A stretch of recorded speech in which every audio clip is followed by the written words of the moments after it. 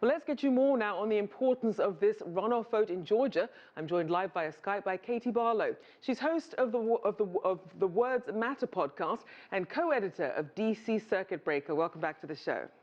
Thank you. So for people who aren't familiar, talk about the demographic makeup of Georgia and how it fares economically compared to the rest of the U.S. So Georgia has been rapidly changing and is a highly diverse state. Its electorate is not predominantly white. There's a lot of diversity in the voters that cast their votes today. And in terms of the economics of the state, its unemployment rate is sitting at about 5.7% right now, which is a little bit healthier than the national unemployment rate at 6.7%. There's a lot of farmers and there's a lot of Hollywood and production activity that happens in the state. So it's a rich cultural state with a lot of diversity and a lot of different business interests throughout the state. And certainly a political interest right now with the spotlight heavily on Georgia. So give us a breakdown of who these candidates are and their notable business dealings and their economic policies. Right. So on the Republican side, you have Senator David Perdue, who is a one-term senator for the state of Georgia that was elected in 2014. He's first cousins of the former governor of Georgia. His family is deeply political in the state. He's well known. He's a Georgia native. He's a businessman. He used to work for Reebok and was the CEO of Dollar General. And then on the Republican side, we also have Senator Kelly Loeffler, who was appointed by the governor to fill the retiring Senator Johnny Isakson's seat. She's also a businessman. She is one of the richest members, if not the richest member of Congress. She and her husband have a combined total of over $800 million in net worth. And then on the Democratic side, we have Raphael Warnock, Reverend Warnock, who is a preacher who sits in the pulpit that used to belong to Dr. Martin Luther King Jr., a notable civil rights advocate in the United States. And you have Jon Ossoff, who is a former journalist and a young member. He's 33 and would be the youngest senator elected from the state. So really covering the spectrum there as we look at these candidates then. So for international viewers who are wondering why this state election matters so much, break down for us what's at stake for both Democrats and Republicans. The entire nation's political ballgame comes down to the state of Georgia today. The United States Senate is currently divided. And if one Republican wins a seat in Georgia, then the Republicans will have the majority. And that will give the Senate Majority Leader, Mitch McConnell, power, basically, to thwart President-elect Joe Biden's entire ambitions in office.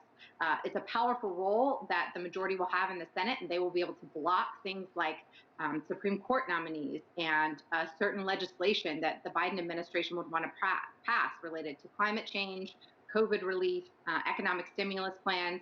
There's a great deal of power in the majority in the Senate, and this race will determine who has the majority, the Democrats or the Republicans. And the Democrats need to pick up both seats here in order to have the power. And we've certainly seen both sides really converging on Georgia. So talk about the significance of Trump's controversial call to Georgia's Secretary of State, and then, of course, the Biden team's visit to the state as well.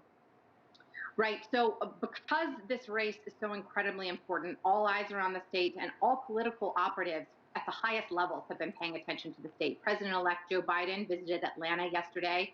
President Trump visited the state this week. And President Trump, as you mentioned, had a call with the Secretary of State, who in our state of Georgia means he is the one who is in charge of overseeing the election and counting the election results. An incredibly important position for a runoff election and ensuring that everything goes correctly. And essentially what the president did on that call was say, look, I'm just trying to find 12,000 more votes. You're wrong. You've counted the votes wrong. We need to find the votes for Republicans. I won this state. I know I won this state and put a lot of pressure, both politically and personally, on the Secretary of State. And to the Secretary of State's credit, he held the line. He did not allow the president to sway him or change the facts that Joe Biden won the state of Georgia. But the call is an issue, and I'm sure it's not the last that we'll be hearing about it even after President Trump leaves office. And we've certainly seen, obviously, a lot of voters very encouraged coming out to the polls in record numbers. How do you see the role of Asian American voters? So Asian American Pacific Islander voters in the state of Georgia are incredibly important. They are a huge demographic. There are about 238,000 voters that are Asian American or Pacific Islander in the state of Georgia. And in a state where Joe Biden won by just 13,000, votes. They could sway the election either way. Traditionally, Black voters in the state vote as a bloc and are largely Democratic. Asian American voters vote on both sides of the aisle, and they said in this election, "Look, we are important. You both sides should talk to us, and we are open to hearing ideas from both sides." And 30,000 new Asian American voters voted on Election Day in November, and I suspect we'll see another high turnout of Asian American voters from today's election as well. But they're an incredibly important demographic, and all of the campaigns have taken time to speak to them and their issues.